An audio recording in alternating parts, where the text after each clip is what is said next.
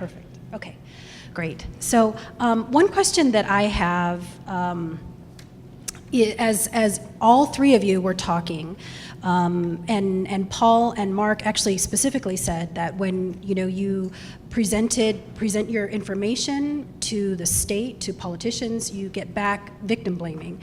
And I know that Abigail also would recognize this too, as in policing, it's there's some victim blaming. And I wanted to ask you about how cultural racism, and what I mean by that is that in the United States that there is a dominant group by whose values we are all judged. And so non-white Americans then are judged, and then there's stigmatizing stereotypes developed. And I'm wondering how, given that everything that you said, that there are these conditions created, how do you think that the stigmatizing stereotypes gets in the way of actually moving forward and developing policy that can actually improve the lives of these communities?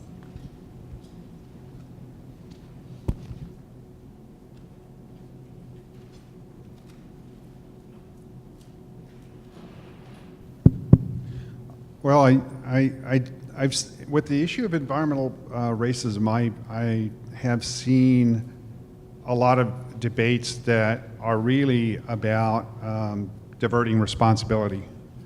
So some of the earliest debates were, well, the evidence doesn't really back up the claims. It's weak evidence, and there were attempts to discredit the United Church of Christ's report in 1987.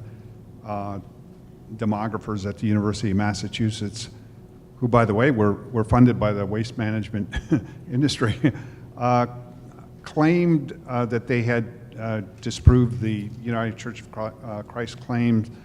And I went through both the studies with a fine-tooth comb, and I won't get into bog down in the details, but essentially I found that they misidentified the reasons that they got different results. And I thought that would set the issue back. In some ways it did, because I think we would have gone much more quickly into studying the processes by which environmental disparities occur. But it did force a lot of attention about the evidence and the quality of the methodology and the quality of the results. And but this was so long ago now. This was 25 years ago. The mass of evidence, I don't think anybody's disputing that claim anymore. So, but anyway, once that got resolved, then another debate, again, diverting responsibility is, well, if these disparities exist, and if we find on a descriptive level, if we find any racial disparities, they're likely a function of economic disparities. And that was actually one of the tacks that the EPA took back in 1992 when it came out with the first draft of that report. I showed you the cover. That was the second draft. The word race didn't appear in the first draft. The terms African American, Black, Latino, Hispanic, Native, nothing about race in that first report. And but then they asked us. By then they call us the Michigan Coalition. So people in the Michigan Coalition asked us to review their draft, and we said, well, there's nothing, you said nothing about race, and we can't support this report if you don't acknowledge it. But again, there's been a lot of interest in that question, and again, I think that when you look at the evidence, certainly socioeconomic factors play a role, but so do race, and there's good reasons to believe that race would play a role, because we had so many centuries, or not centuries, well, yes, I mean, we had slavery, we had Jim Crow, we had all the discriminatory laws, we had the Civil Rights Acts of 1960s, and I think a lot of naive white people believed that we solved the problem, but the damage was in the making for decades and decades and decades, and the segregated communities, the underinvestment, the redlining, and so on, they didn't disappear overnight, and we're still seeing the vestiges of that. When Mark is talking about the story about the Detroit public schools, it's really a sad case, but it seems to me a lot of the reasons why there hasn't been the proper investment is because of the many decades of segregation and Jim Crow laws, which, by the way, when I came here in Michigan in 1987, I didn't even know that the Jim Crow laws even applied to Michigan. So it was a shock to me, actually, the first time I found out about that. So what's the other diversion? The other diversion is, who came first? Did the polluting industrial facility or the hazardous waste site, was that cited first, and then poor people and people of color moved to them because it provides possibly job opportunities or affordable housing, or was it the other way around? And I had a paper that came out in 2015 that addressed directly that question. In fact, we put in the title, my co-author Robin Saha and we put in the title of which came first, people or pollution, and what we did was a longitudinal study of hazardous waste commercial hazardous waste facilities, just to get at that question. And we found that the pattern was that the facilities tended to be sited where people of color are concentrated, and there really isn't much evidence that there really isn't any evidence that we found from the data that we used that the facilities cause demographic changes. So, anyway, there's all sorts of ways to divert responsibility.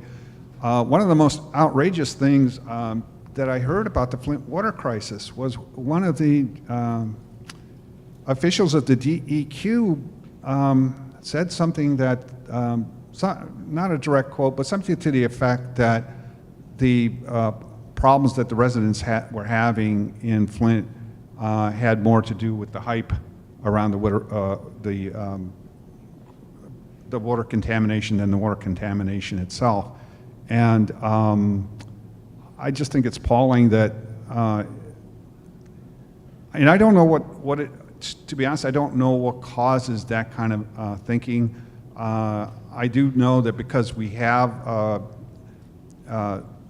a segregated society, that maybe more well-intended whites, if they saw the conditions in Flint or in Southwest Detroit, would be more aware about the problems. But on the other hand, it seems to me sometimes no matter how clear the evidence is and how strong the case, there are people that deny the problem. So I see a lot of diversion.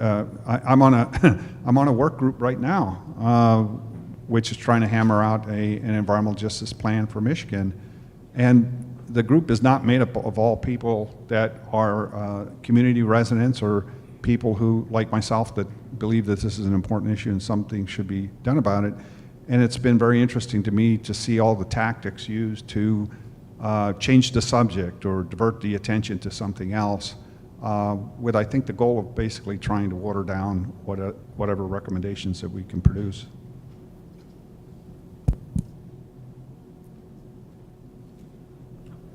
I mean, I'll just say quickly, I think we have a cultural ideology of individualism and individualistic responsibility. And it revolves around a kind of attitudinal understanding of what racism is, right? So racism is not about structure, it's not about systems, it's about people who don't like you, right? And they think you are certain things that are bad, right?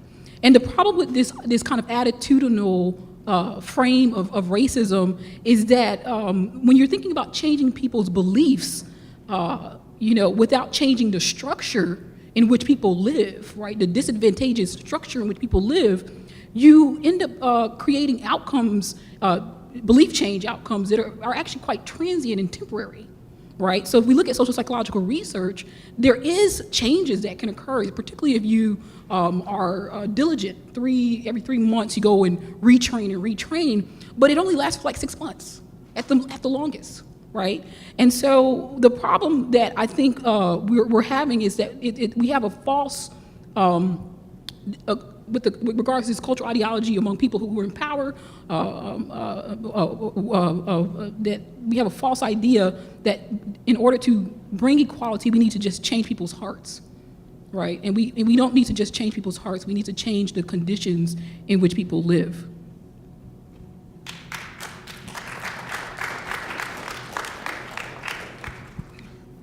Well, I just have a few thoughts in this regard.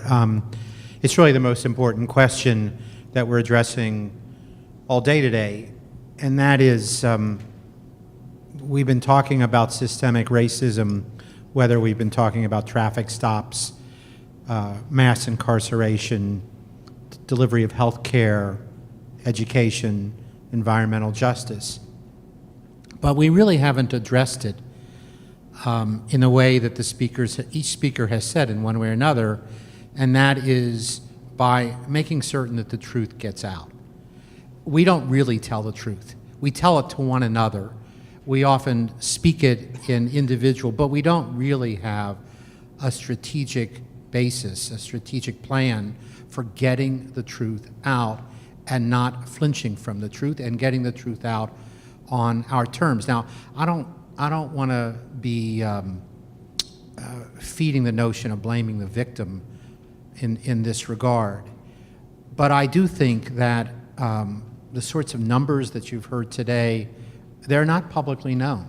They're not widely known, and they're not being presented. But more importantly than that, we're not telling the stories of individuals. We do it often on the basis that you talked about, individuals who are responsible. You look at Charlottesville, you say, oh, that's what racism looks like. It looks like those white supremacists who are out marching. And of course it is. But we don't talk about it in terms of systems. We don't have a way of describing it, and we don't have a way of correcting it when the system itself is responsible. As a lawyer, I can tell you the frustration and the obscenity of going to court, talking about the 14th Amendment, which was the Civil Rights Amendment that dealt with equality, came after the Civil Rights, after the Civil War.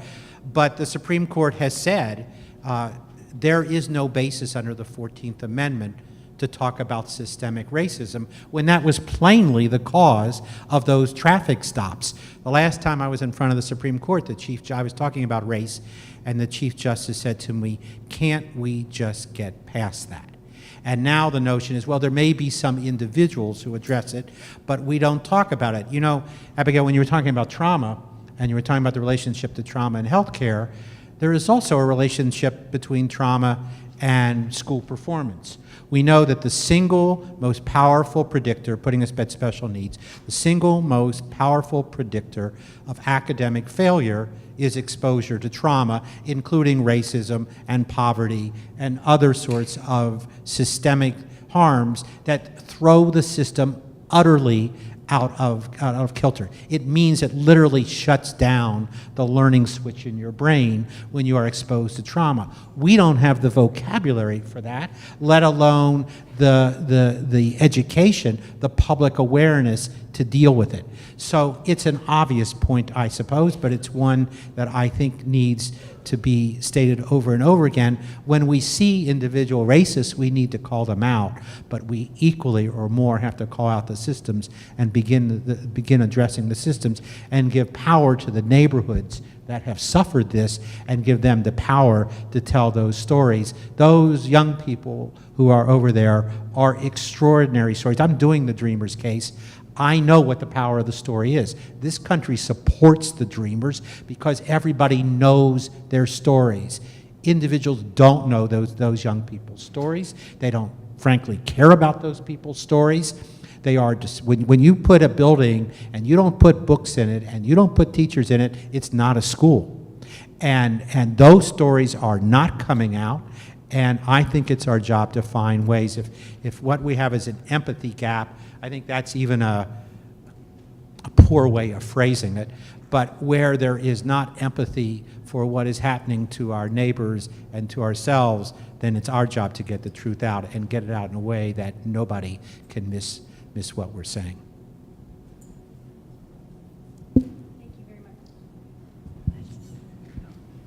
Thank you. So I think on that, we're going to end on that note so that we can rearrange and ask, and then you'll have an opportunity then to hear more about the work that they're doing. I'd like to thank the speakers again for taking the time. Thank you very much. Thank you, Maggie. So just to sort of orient us, we've had We've had a long and powerful and impactful day. If you've been missing little notes and you want to take these notes, know that this is being not only live streamed but recorded as well, and it should be sort of permanently available. I'm looking to Catherine, who actually knows if what I'm saying is true. It will be recorded and made available after the event today.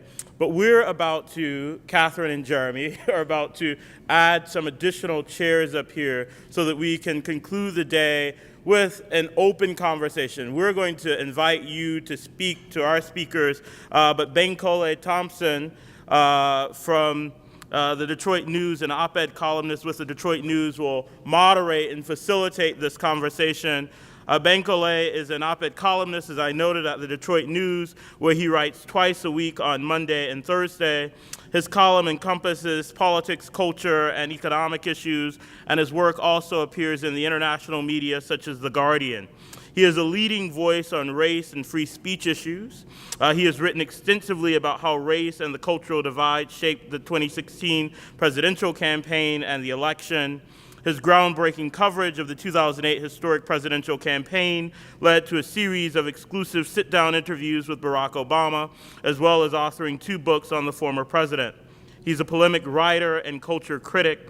His work has drawn the ire of leading ideological opponents, culminating in an important First Amendment victory and a lawsuit against him and the Detroit News by prominent white supremacist James Edwards, whose lawyer also represents Richard Spencer, the founder of the alt-right movement.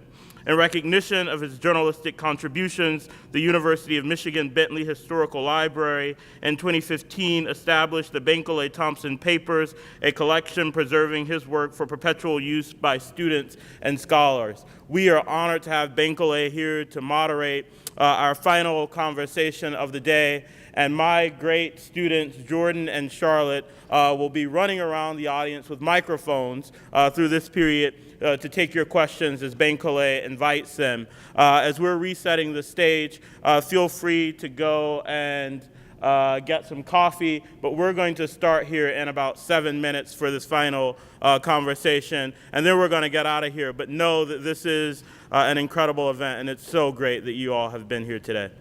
We'll start in about 7 minutes.